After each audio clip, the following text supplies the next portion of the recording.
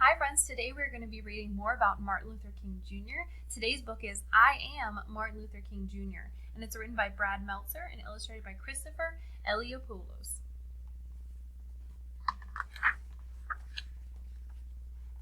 I am Martin Luther King Jr.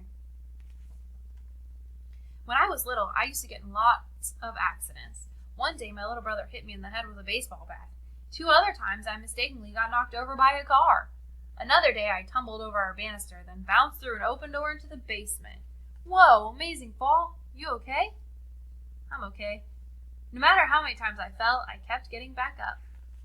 Even before I could read, I knew I liked books. My dad always talked about how he kept a lot of books around me. I used to tell my parents, when I grow up, I'm going to get me some big words. There's a power in words. Big words were in my future. When I was 6 years old, one of my best friends was a boy whose father owned a store across the street. Tag, you're it. No, you're it. No, you're it. No, you're it. My friend was white. I was black. It didn't matter to us. We would play games and have fun together. But when we started going to school, everything changed. He went to a school where all the kids were white. I went to a school where everyone was black. Soon after, he told me, I can't play with you anymore. Why? My dad says so. He doesn't want us being friends. But why? You're one of my best friends, aren't you? Aren't you? I didn't understand. It didn't make sense. At dinner, my parents explained, it's because you're black and he's white. I was so mad that day. How could someone treat me differently just because of the color of my skin? I wanted to hate my friend and his father. But my parents told me to do the opposite, that I should love my friend even though he hurt me. They taught me that it's better to have more love in your life than more hate. Then my mother taught me one of the most important lessons of all. You are as good as anyone. You must never feel that you are less than anyone else. I wanted to believe it, but every day I saw the opposite. I saw that you could be treated unfairly just because of the color of your skin. If you were white, you went to a good school with great playgrounds and plenty of books. If you were black, your school was small, sometimes with no desks or even windows. Check it out. A playground? Check it out. Where's our playground? It wasn't just the schools. Black people had to use different water fountains, different elevators, even different bathrooms. In fact, on a hot day when everyone wanted ice cream, if you were white, you could sit at the counter and eat from a nice dish. But since I was black, if they served me at all, it was through a side window, and they put my ice cream in a flimsy paper cup. This ice cream is perfect. This ice cream is melted. It got even worse when I was 14. I had just won a speech competition. My speech was about being fair to all people. I was so excited. Then, on the bus ride home, a few white people got on board. You need to give up your seats to the whites. First, I stayed put. It didn't seem fair, but my teacher convinced me to move. We spent the rest of the ride standing and getting tossed in every direction. It was the angriest I have ever been. Every day, this was what life was like. Black people were treated terribly. The only question was, what could I do about it? At the age of 15, I started college. By 19, I became a minister and entered seminary school to study religion. Over those years, I read the works of Henry David Thoreau and Mahatma Gandhi. Thoreau taught me about civil disobedience, how an evil system could be changed without violence. Gandhi opened my mind to the power of non-violent resistance. What's that? Love. It's using love and peaceful methods to change unfair things in society. It was a lesson I wanted to share with everyone. In no time at all, I got my chance. In Alabama, a black woman named Rosa Parks was told to give up her bus seat to a white man. It was just like what happened to me. But unlike me, Mrs. Parks refused. She was arrested. Early the next morning, I got a phone call from a local community leader. It's time to take a stand.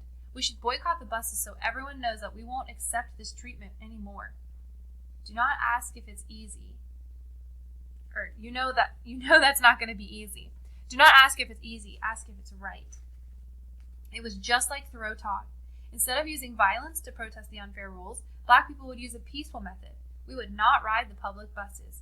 Without our money, the bus companies would go out of business. Now the only question was, would it work?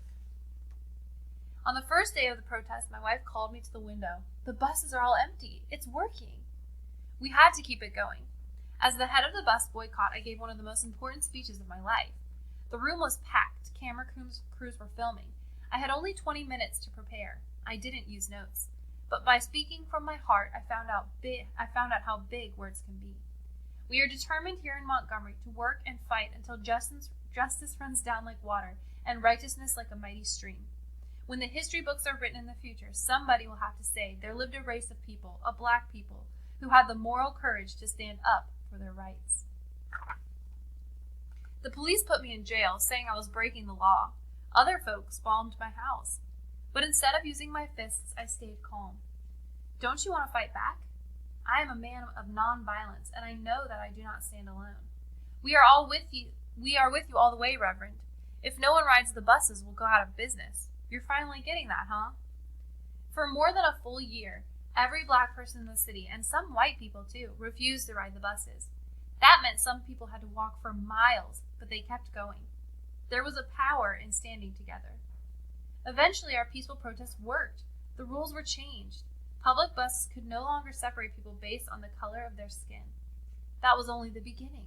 Soon our peaceful protests sparked other peaceful protests. At lunch counters, college students organized sit-ins where they would not stop until everyone could eat together.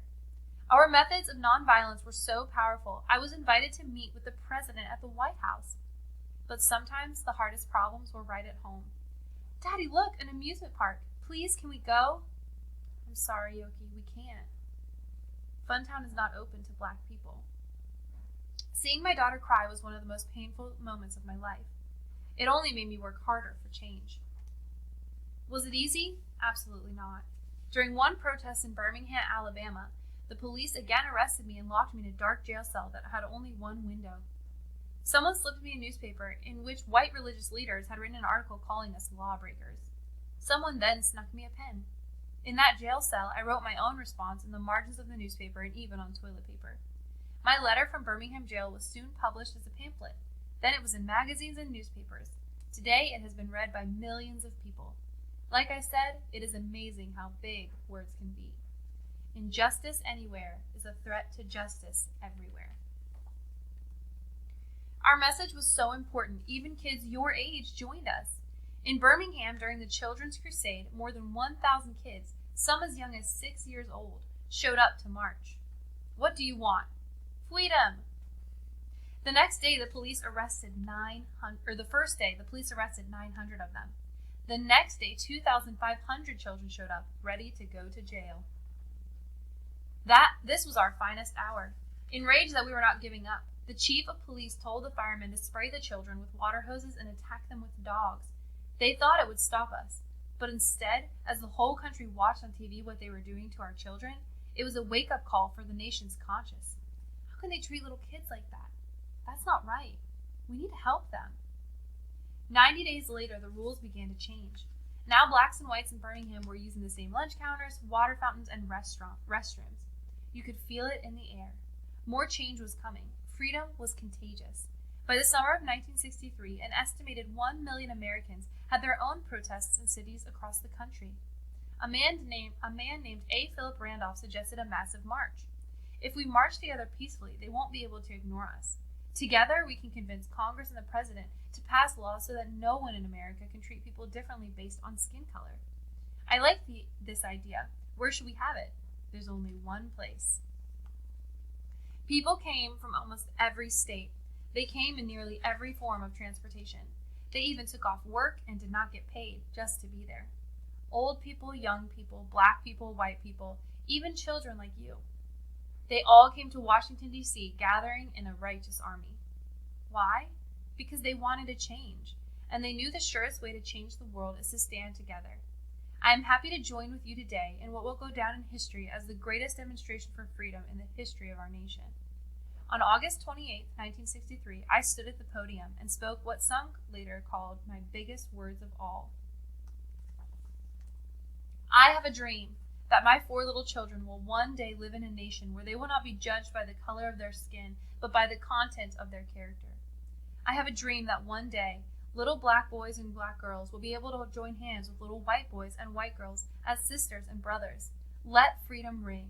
From every mountainside, let freedom ring. After the March on Washington, the President and Congress passed new laws for civil rights, but that didn't mean our work was done. Indeed, our greatest battle was still to come. It began with 600 activists as they tried to walk 54 miles from Selma, Alabama, to the state capital of Montgomery. Back then, there were rules that stopped Black people from voting.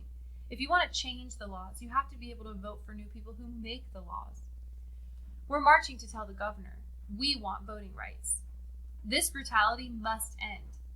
No matter what, don't let them pass. The police had billy clubs and tear gas. They attacked our group and knocked many people down. But as I learned so long ago, you have to get back up. No matter how hard they hit us, we remained peaceful. Still, we didn't get through. 2 days later, we tried again. Now there were 2,500 of us. We will get to Montgomery.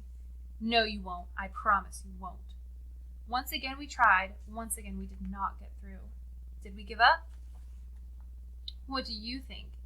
It was Sunday, March 21st, 1965, our third try. Now we had 8,000 people with us. For 2 days we marched. Rain could not stop us. The world was watching. The White House was too. President Johnson even sent troops to protect us. We are on the move. We shall overcome. Check out the crowd. Black, white, Christian, Jewish, all standing together. Exhaustion could not stop us. As we reached Montgomery, Alabama, tears were shed, but this time they were tears of joy. In my life, people tried to tell me I wasn't as good as they were just because of the color of my skin. When someone hurts you like that, it can be tempting to hurt them back. You must refuse. When someone shows you hate, show them love. When someone shows you violence, show them kindness. To reach our goals, we must walk the path of peace. We must lock arms with our brothers and sisters. We must march together. When we do, our voices will be heard and freedom will ring. Remember Funtown Amusement Park? Its doors eventually opened to Black people, and Dr. King got to take his daughter. Did you know that he was the youngest person to win the Nobel Peace Prize at the time? Just 35 years old. He donated the prize money to the Civil Rights Movement. He said that the prize was the work of many other unsung heroes. He fought against poverty too. There's even a national holiday for him, the third Monday of every January. Only Washington and Lincoln get a day like that, and they share theirs. It's a day to remember how far we've come and how much more work there is to do. I am Martin Luther King Jr. I stand for peace. I stand for justice. I stand to help others. I stand as proof that no matter how hard the struggle, we must fight for what is right and work to change what is wrong. Whatever struggle you face, no matter how hard it gets, you must always move forward. I am proof of this. If we rise up, if we stand together, if we remain united, nothing can stop our dream. Here's some actual pictures of him and his family. That was I Am Martin Luther King Jr. Have a great rest of your day, friends.